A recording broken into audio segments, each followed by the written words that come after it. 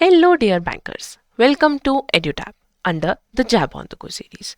Jab on the Go series जहां पर आप 15-20 मिनट्स में अपने शॉर्ट कंसेप्ट्स को कवर करके अपनी एग्जाम प्रिपरेशन कंप्लीट कर रहे हैं. आज का हमारा लेक्चर एवोल्यूशन ऑफ अकाउंटिंग पे बेस्ड है. आज के लेक्चर में हम सीखेंगे कि अकाउंटिंग किस तरह रिकॉर्डिंग से लेकर वैल्यू मेजरमेंट तक पहुंची. बट बिफोर दैट आपकी एग्जाम प्रिपरेशन के लिए PYQs कितने इंपॉर्टेंट है, तो आपकी एग्जाम प्रिपरेशन को और स्ट्रॉन्ग बनाने के लिए हमने एक डॉक्यूमेंट प्रिपेयर किया है और इस डॉक्यूमेंट में मई 2023 से लेकर अब तक के previous year question along with important concepts covered हैं. आप इस डॉक्यूमेंट को अवेल करने के लिए नीचे दिए गए डिस्क्रिप्शन बॉक्स में लिंक पर क्लिक करके अपनी डिटेल्स फिल आउट करके इस डॉक्यूमेंट को अपने डिवाइस में एनेबल कर सकते हैं. तो आइए एवोल्यूशन ऑफ अकाउंटिंग सीखते हैं. एवोल्यूशन ऑफ अकाउंटिंग समझते हैं कि किस तरीके से अकाउंटिंग स्टार्ट हुई. सबसे पहले सीन में आते हैं लूका पैसियोली. लूका पैसियोली ने 1494 में अपनी एक बुक जिसका नाम सम्मा था उसमें डबल एंट्री बुक कीपिंग के बारे में मेंशन किया. अब डबल एंट्री बुक कीपिंग क्या है? डबल एंट्री बुक कीपिंग का मतलब है हर ट्रांजैक्शन के दो एस्पेक्ट होना. पहले ट्रांजैक्शंस को सिर्फ वर्बली रिकॉर्ड किया जाता था, बट लूका पैसियोली ने अपनी बुक में डबल एंट्री का इफेक्ट मेंशन करके अकाउंटिंग को एक न्यू फॉर्म दी. वहीं साथ साथ इंडिया में कौटिल्य ने अपनी बुक अर्थशास्त्र में भी अकाउंटिंग का मेंशन किया, जहां उन्होंने एक्सपेंडिचर्स, इनकम से रिलेटेड बात करी.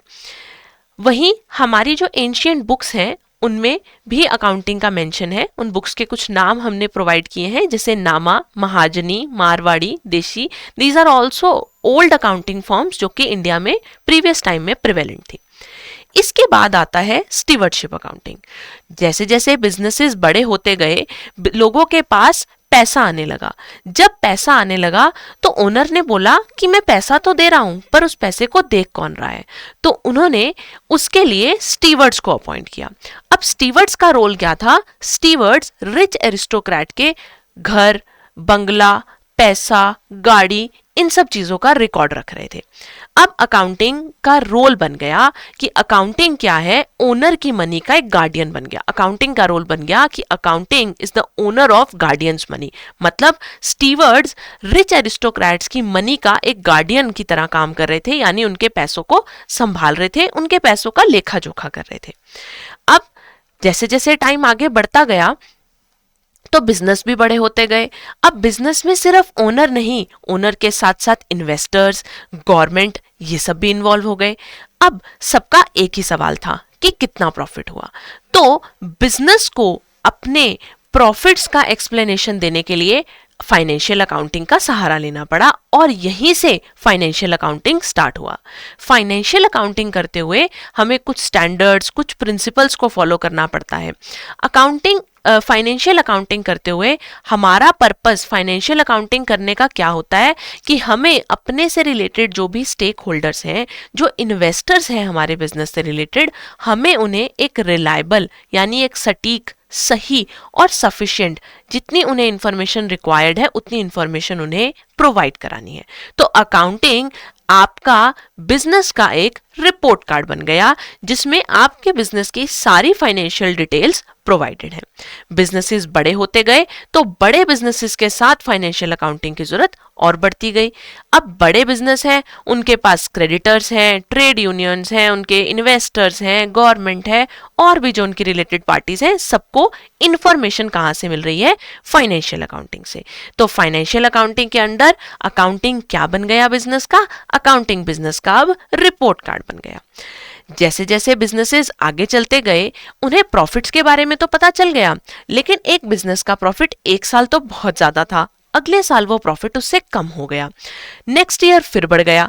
तो बिजनेसमैन को लगा कि मेरा खर्चा कहाँ हो रहा है, मुझे ये चीज पता करनी पड़ेगी. तो इसलिए कॉस्ट अकाउंटिंग स्टार्ट हुई. कॉस्ट अकाउंटिंग का पर्पस स्टार्ट होने का रीजन क्या था कि हमें अपनी कॉस्ट को कम करना है ताकि हमारा बिजनेस और भी ज्यादा एफिशिएंट हो सके. हमारा कॉस्ट अकाउंटिंग को करने का पर्पस था कि हमें यह पता चले कि आखिर एक यूनिट बनाने में कितना खर्चा लग रहा है, और उस खर्चे को जानने के लिए हमने क्या किया? कॉस्ट अकाउंटिंग की. कॉस्ट अकाउंटिंग में जैसे रॉ मटेरियल की कॉस्ट कितनी है पता लग गया, हमने लेबर और वेजेस को कितने पैसे दिए वो पता लग गया, हमारे फैक्ट्री या मैन्युफैक्चरिंग से रिलेटेड कितने खर्चे हैं, हमारे एडमिनिस्ट्रेशन यानी ऑफिस को संभालने के कितने खर्चे हैं, और साथ ही साथ जब प्रोडक्ट बनकर तैयार हो गया उसे कस्टमर तक पहुंचाने के लिए या उसे कस्टमर को बेचने के लिए, कस्टमर को बूस्ट अप करने के लिए कि वो हमारा प्रोडक्ट खरीदे, तो सेलिंग और डिस्ट्रीब्यूशन से रिलेटेड जो खर्चे थे वो क्या हुए, सेलिंग एंड डिस्ट्रीब्यूशन में आए। तो कॉस्ट अकाउंटिंग हर टाइप के खर्चे को क्लासिफाई कर रहा है और पर यूनिट, एक यूनिट बनाने में हमें कितना खर्चा आ रहा है उसके बारे में भी इंफॉर्मेशन दे रहा है। तो अब अकाउंटिंग ने एफिशिएंसी पे फोकस करना शुरू करा। इसके बाद फ्रेम में मैनेजमेंट आ गई। मैनेजमेंट ने कहा कि हमें सब चीजों का तो पता चल रहा है, अकाउंटिंग तो पास्ट का रिकॉर्ड है, हम पास्ट की सारे डेटा को रिकॉर्ड कर रहे हैं। जब एक अकाउंटिंग ईयर खत्म हो रहा है, एक पीरियड खत्म हो रहा है, हम उसके बाद ही तो रिकॉर्ड कर रहे हैं, ट्रांजैक्शन होने के बाद रिकॉर्ड कर रहे हैं। तो अकाउंटिंग तो पास्ट से रिलेटेड है, लेकिन हमें खाली पास्ट पे थोड़े डिपेंडेंट रहना है, हमें तो फ्यूचर में भी देखना है। हमें अब ये भी देखना है कि आने वाले टाइम में हम अपने बिजनेस को कैसे संभालेंगे, हम डिसीजन मेकिंग किस तरह से करेंगे। तो बिजनेस की मैनेजमेंट ने कहा कि हमें फाइनेंशियल इंफॉर्मेशन चाहिए ताकि हम बेटर डिसीजन मेकिंग कर सके। लेकिन हम जो अकाउंटिंग इंफॉर्मेशन हमें मिलेगी या जो हम मैनेजमेंट अकाउंटिंग करेंगे उसमें हम रूल्स को लेकर फ्लेक्सिबल हो सकते हैं। क्यों? क्योंकि ये इंफॉर्मेशन कहीं बाहर पब्लिश नहीं होनी है, ये सिर्फ मैनेजमेंट के, बिजनेस के इंटरनल यूज के लिए ही है। अब मैनेजमेंट अकाउंटिंग क्यों की जाती है? ताकि मैनेजमेंट के डिसीजंस लिए जा सके। इसे फॉरवर्ड लुकिंग कहा गया क्योंकि इसमें जो डिसीजंस लिए जा रहे हैं या ये जो अकाउंटिंग की जा रही है इसका पर्पस है आगे आने वाले समय के लिए डिसीजंस लेना, आगे आने वाले समय में सोचना कि किस तरीके से हमारा बिजनेस चलेगा। ये जनरली क्या होती है? फ्लेक्सिबल होती है, जिसके बारे में हमने बात की है। तो अकाउंटिंग अब किस में चली गई? अब हमारा फोकस रिकॉर्डिंग, समराइजिंग, याद है फर्स्ट लेक्चर में पढ़ा था, तो रिकॉर्डिंग, क्लासिफाइंग, समराइजिंग से हटकर इंफॉर्मेशन को एनालाइज करने पर ट्रांसफर हो गया, जहां पर हम बात कर रहे हैं डिसीजन मेकिंग की। चलिए आगे हमारे पास मॉडर्न फॉर्म्स ऑफ अकाउंटिंग आए, सोशल रिस्पॉन्सिबिलिटी अकाउंटिंग। जब हमने इतनी तरह की अकाउंटिंग कर ली तो दुनिया ने पूछा कि प्रॉफिट क्या सिर्फ बिजनेस के लिए है? क्या ये पैसा बिजनेस सोसाइटी पर नहीं लगाएगा? जिस सोसाइटी में ये बिजनेस एग्जिस्ट कर रहा है, क्या उस सोसाइटी को लेकर इस बिजनेस की कोई जिम्मेवारी नहीं है?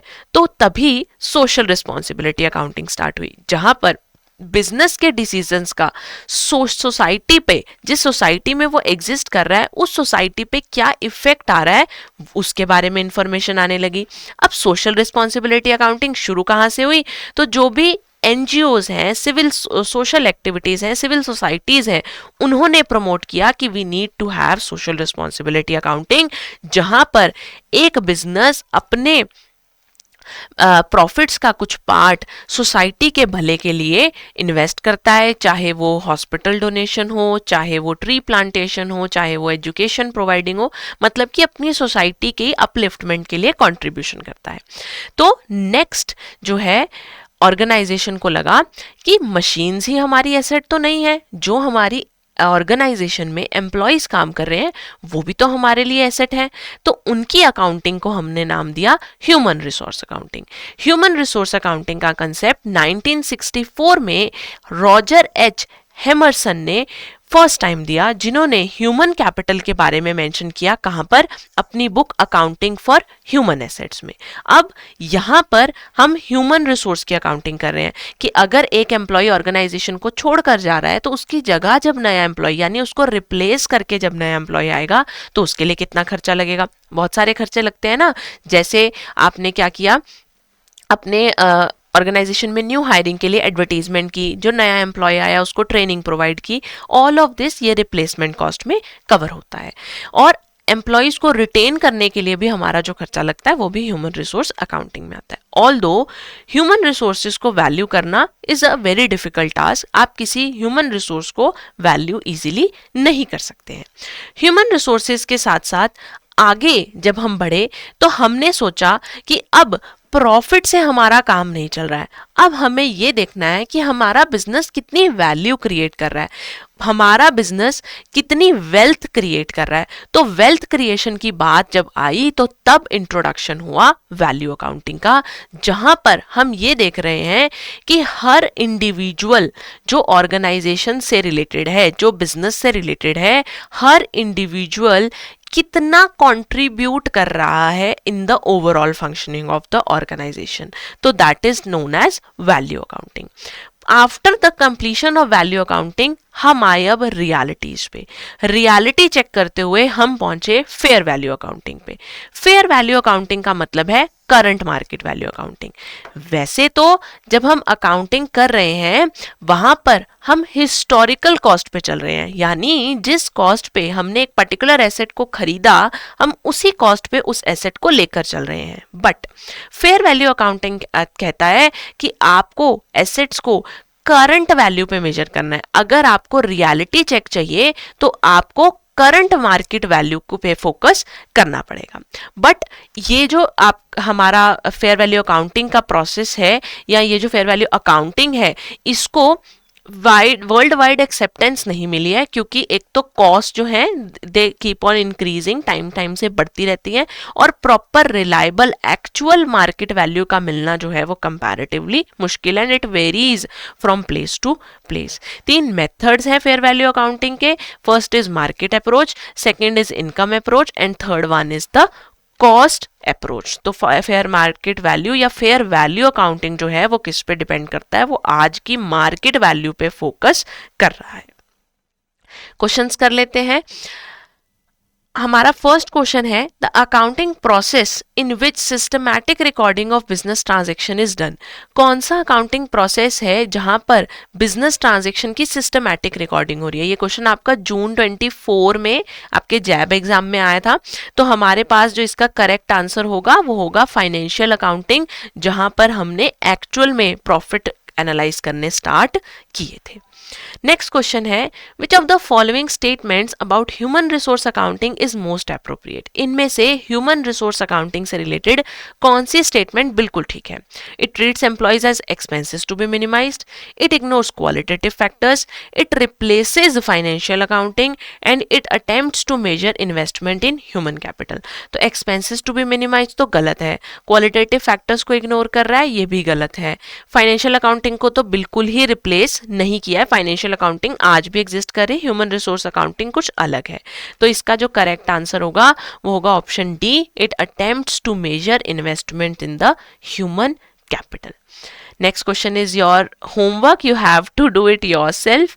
और आपकी एग्जाम प्रिपरेशन को और स्ट्रॉन्ग बनाने के लिए हमने कुछ कोर्सेज लॉन्च किए हैं। I will give you a quick guide for those courses. उसके लिए आपको क्या करना है, आपको अपना ब्राउजर ओपन करना है और वहां पर आप सर्च करेंगे edutab.co.in। जैसे ही आप इसको सर्च करेंगे हमारा इंटरफेस ओपन हो जाएगा। आप कोर्सेज सेक्शन में जाएंगे, जैब कोर्सेज पर क्लिक करेंगे। इसे जब आप स्क्रॉल डाउन करेंगे तो आपको सारे कोर्सेज विजिबल होंगे। हमारा सबसे पहला कोर्स मास्टर कोर्स, जिसमें कंप्लीट कोर्स जिसको हम कहते हैं, इसमें हमारे पास concept classes, live classes, concept notes, previous year questions, mock test chapter wise as well as full length mock test जो है वो अवेलेबल है। फर्दर आप अगर हमारे लाइव क्रैश कोर्स को ज्वाइन करना चाहते हैं तो वो भी हमारा बैच 2 इस टाइम पे रनिंग है, जिसमें आपको live course, live classes, concept notes और साथ ही साथ previous year question, MCQs and chapter wise mock test और फुल लेंथ मॉक टेस्ट मिलेंगे। अगर आपको लगता है कि आपको सिर्फ टेस्ट सीरीज अवेल करनी है, आपको सिर्फ एमसीक्यू प्रैक्टिस करनी है, तो आप हमारी टेस्ट सीरीज को भी अवेल कर सकते हैं। और साथ ही साथ इफ़ यू फील लाइक कि आपको सब्जेक्ट वाइज प्रिपरेशन करनी है, किसी पर्टिकुलर सब्जेक्ट पे आपको फोकस करना है, तो हमारे हर सब्जेक्ट के, चारों सब्जेक्ट के मास्टर कोर्सेज भी अवेलेबल हैं, आप उन्हें भी अवेल कर सकते हैं। अगर आपको ये चेक करना है कि हम पढ़ाते कैसा है, तो 3 आवर्स का एक ट्रायल कोर्स आपको हमारी वेबसाइट पर मिल जाएगा, जो आपको 1 रुपीज़ की फी पेमेंट से आप अवेल कर सकते हैं। आप अगर इनमें से किसी भी कोर्स को लेना चाहते हैं, बिफोर अप्लाइंग दोज कोर्सेज, उस टाइम पर जो भी डिस्काउंट कोड प्रिवेलिंग होगा, जब आप बाय नाउ पे क्लिक करेंगे उसके बाद आप एक पर्टिकुलर डिस्काउंट कोड को अप्लाई ज़रूर करें ताकि आप डिस्काउंट जो है वो अवेल कर सकें। आज के टॉपिक में आई होप आपको जो कंसेप्ट्स हैं वो क्लियर होंगे। आपको अकाउंटिंग का सफ़र रिकॉर्डिंग से फेयर वैल्यू मेजरमेंट तक और यू कैन से 1494 से 2026 तक क्लियर होगा। और इसी तरीके से आप अपनी प्रिपरेशन को करते रहिए। मिलते हैं अगली ऑन द गो सीरीज में, जैब ऑन द गो, जहां पढ़ाई रुकती नहीं, साथ चलती है।